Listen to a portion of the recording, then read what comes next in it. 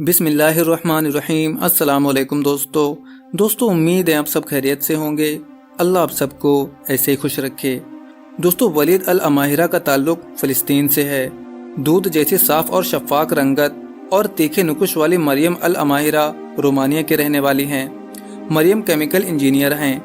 दोनों मियाँ बीवी दुनिया के बेशतर ममालिक का सफ़र करते हुए पिछले दिनों इस्लामाबाद पहुँचे थे। मरियम ने हाल ही में इस्लाम कबूल किया है। वलीद की उम्र 28 साल है, जबकि मरियम अभी सिर्फ 24 साल की है।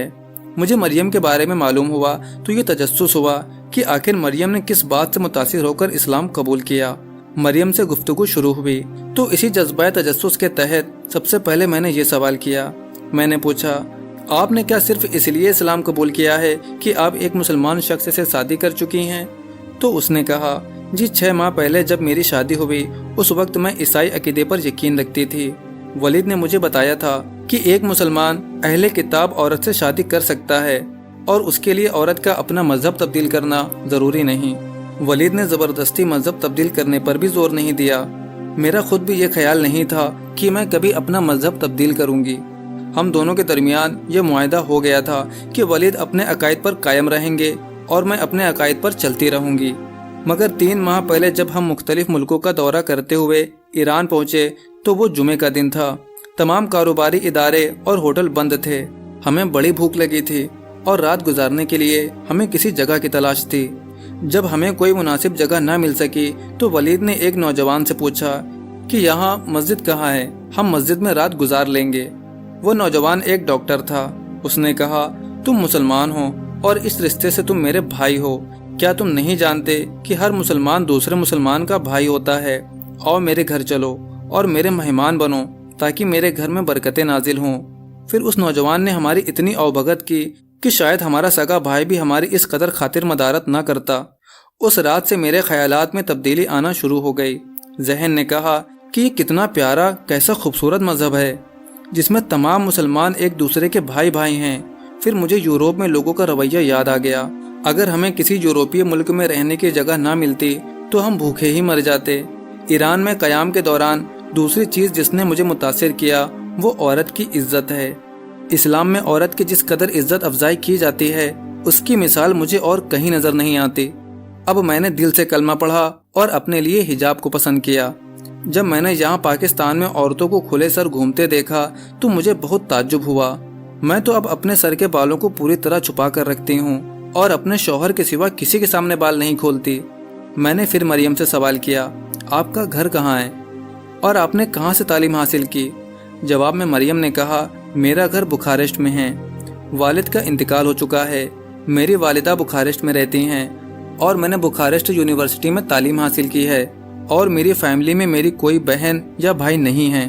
मैं अपने वालिदैन की इकलौती औलाद हूँ। मुझे ये सुनकर ताज्जुब होता है कि फ़लस्तीन में एक एक जोड़े के 8-8, 10-10 बच्चे होते हैं। असल में रोमानिया में हर औरत घर से बाहर काम करती है। वो ज़्यादा बच्चों के साथ घर से बाहर काम नहीं कर सकती, इसलिए उनके बच्चे भी कम होते हैं। जबकि फ़लस्तीन में औरतें घर में ही रहती हैं, इसलिए ज़्यादा बच्चों की देखभाल और परवरिश भी कर सकती हैं। इसके बाद मैंने मरियम से पूछा, आप दोनों की मुलाकात कहाँ और कब हुई और आप दोनों एक दूसरे से किस जुबान में बात करते हैं? तो मरियम ने कहा, हमारी पहली मुलाकात 2 साल पहले बुखारेस्ट यूनिवर्सिटी में हुई, लेकिन हमने 6 माह पहले ही अप्रैल में शादी करने का फैसला किया।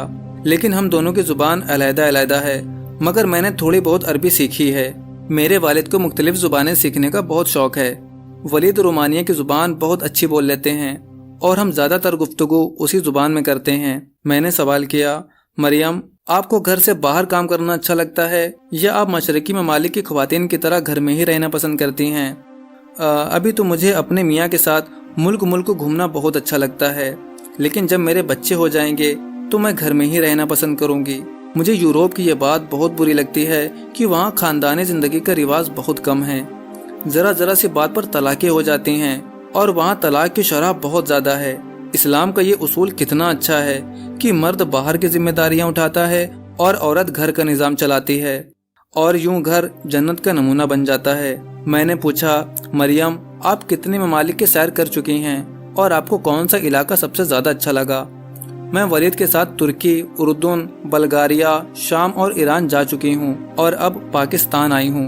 मुझे उर्दून बहुत पसंद आया क्योंकि मेरे शौहर का आधा खानदान उर्दून में आबाद है। मुझे ये देखकर बहुत मुसर्रत हुई कि जहाँ जाते मुझे वलीद का कोई चाचा या भाई मिल जाता। हम जितने घरों में जाते वहाँ हमारे बहुत औभकत होते। मुझे उन अफराद का यूँ मिलजुल कर रहना बहुत अच्छा लगा और ये देखकर बहुत खुशी हुई कि लोग यहाँ एक दूसरे की बहुत मदद करते हैं। यहाँ मैंने बिल्कुल भी अजनबियत महसूस नहीं की। मरियम, आपको पाकिस्तान और पाकिस्तान के लोग कैसे लगे? मुझे पाकिस्तान की ख़वातीन बहुत पसंद आईं। यहाँ की लड़कियाँ बड़ी खूबसूरत, मुअज़्ज़ब और मेहमान नवाज हैं। मुझे आपका लिबास सलवार कमीज़ भी बहुत अच्छा लगा है। यह सही इस्लामी लिबास है। अगर यहाँ की ख़वातीन अपने बालों को चादर या स्कार्फ से अच्छी तरह ढाँप लें तो हिजाब के तकाजे पूरे हो सकते हैं।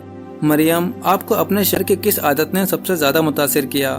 जवाब: सबसे बड़ी बात यह है कि वलीद बहुत सच्चे और खरे इंसान हैं। दूसरा ये कि मेरा बहुत ख्याल रखते हैं और बच्चों की तरह मेरी हिफाजत करते हैं। असल में औरत को अगर शौहर का सही तोहफा हासिल हो जाए तो उसे और किसी चीज़ की तमन्ना नहीं रहती।